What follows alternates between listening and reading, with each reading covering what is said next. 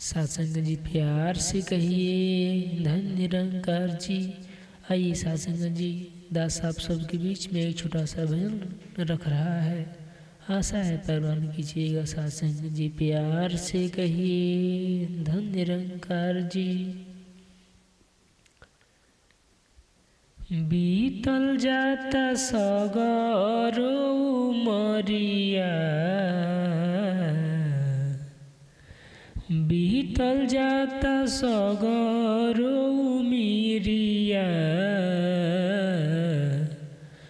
हरि के भजनिया कैलए राम, हरि के भजनिया कैलए राम।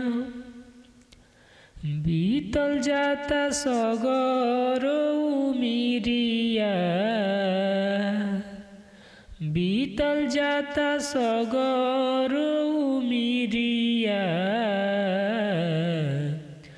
हरि के भजनिया कैलए राम, हरि के भजनिया कैलए राम।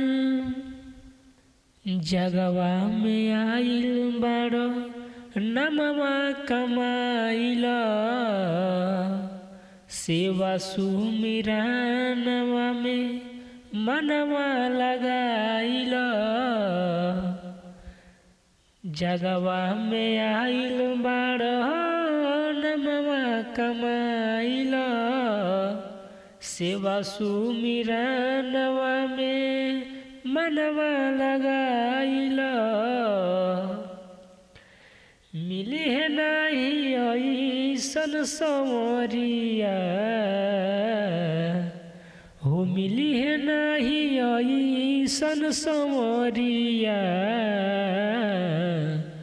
हरि के भजनिया कैलए राम, हरि के भजनिया कैलए राम।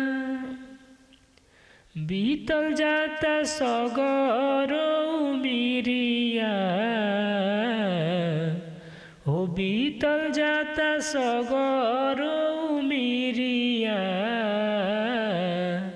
हरि के भजनिया कैलए राम, हरि के भजनिया कैलए राम।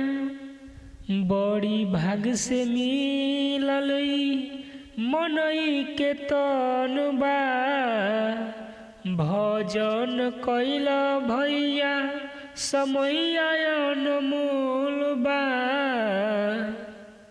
हो बड़ी भाग से मिलल मनई के तनुबा, भजन कैल भैया समय अनमोल बा। पल पल बीतता उमिरिया,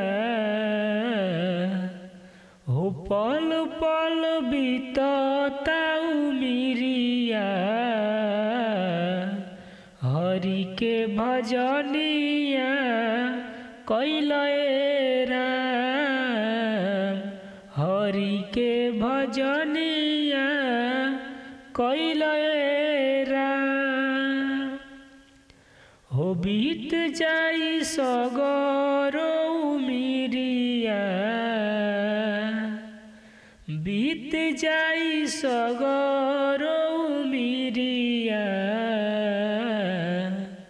हरि के भजनिया कैलए राम, हरि के भजनिया कैलए राम।